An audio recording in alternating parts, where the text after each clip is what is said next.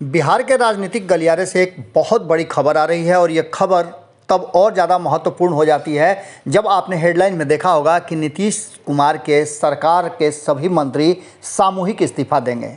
आखिर ये बात कहाँ से निकली? लगातार इसकी चर्चा राजनीतिक गलियारे में हो रही है और इसकी चर्चा के पीछे का कई कारण बताया जा रहा है। पहला तो कारण ये बताया जा रहा है कि जिस तरह से नीतीश कुमार और विधानसभा के अध्यक्ष के साथ जो कहा सुनी हुई जो चीज़ें सामने आई उसको लेकर के भारतीय जनता पार्टी समझौता के मूड में नहीं है। हालांकि इसके प्रयास किए गए थे और विजय सिन्हा की जगह किसी और को अध्यक्ष बनाने की कवायद शुरू हो चुकी है। आपको बता दें कि विजय सिन्हा भले ही उस पद पर दोबारा आसीन हुए लेकिन वो संतुष्ट नहीं है। विजय कुमार सिन्हा अपने जिस तरह से उनके साथ व्यवहार हुआ और व्यवहार के बाद एक बार फिर से बिहार दिवस के अवसर पर उनके लिए जो बातें सामने आई, जिसकी चर्चा हम आपको पहले भी कर चुके हैं कि बिहार दिवस के अवसर पर विधानसभा अध्यक्ष के चेयर नहीं लगने, उनके लिए स्थान सुरक्षित नहीं किए जाने को लेकर के भी काफ़ी झमेला और बवेला मचा हुआ है। इन सब के बीच में आपको बता दें कि बिहार में राजनीतिक घटनाक्रम बड़ी तेज़ी से बदल रहा है और बदले हुए राजनीतिक घटनाक्रम में जैसा कि आपको पता है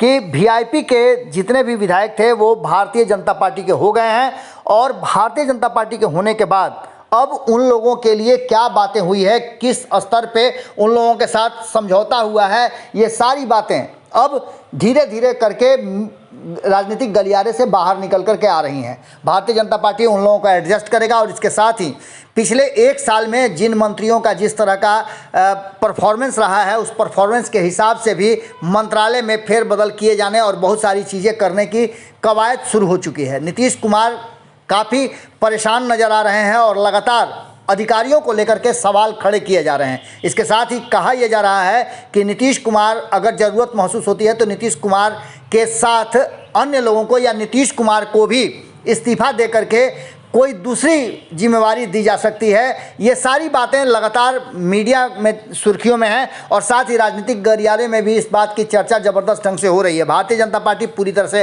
एक्शन में आ गई है और हो सकता है तो उप मुख्यमंत्री के चेहरे भी बदल सकते हैं, कई मंत्रियों के चेहरे बदल सकते हैं, कई पुराने और नए चेहरे सामने आ सकते हैं।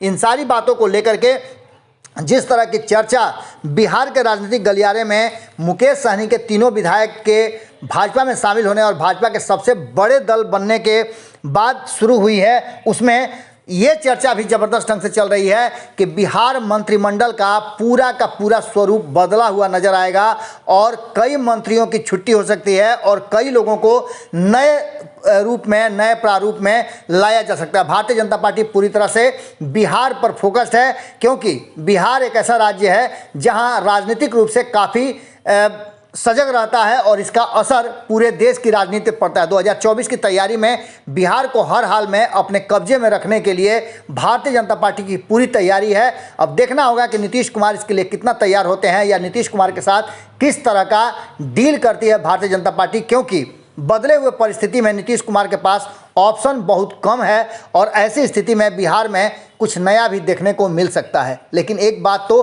तय मान के चलिए, जो चर्चाएं हैं उसमें बहुत कुछ बदलने वाला है और वीआईपी से आने वाले लोगों को भी समायोजित करना है मंत्रिमंडल में। उसको लेकर के भी मंत्रिमंडल के विस्तार और मंत्रिमंडल में सामूहिक शपथ की चर्चाएं भीतर ही भीतर बड़ी तेज हो गई हैं। क्या होगा ये तो वक्त बताएगा, लेकिन इन चर्चाओं के बीच और विधानमंडल सत्र के दौरान ही बहुत कुछ अभी होना बाकी है। जुड़े रहिएगा भारत लाइव के साथ। लगातार हमारी नज़र बिहार के हर घटना पर, छोटी बड़ी घटना पर है। आपकी नज़र भारत लाइव पे होनी चाहिए। बहुत बहुत धन्यवाद। अगर ये वीडियो पसंद आई और वह बिहार के राजनीति और बिहारियत से सरोकार रखेनी तो सब्सक्राइब बटन दबा के चैनल के सब्सक्राइब कर ली। ओजे एगो घंटी बा, ओकरा बटन दबा देला से कुल सटीक और मारक खबर रुआ मुफ्त में मिल जाई। अगर रुआ पत्रकारिता के हमनी के नया प्रयोग में सहयोग कर चाहतानी तो ज्वाइन बटन दबा दी।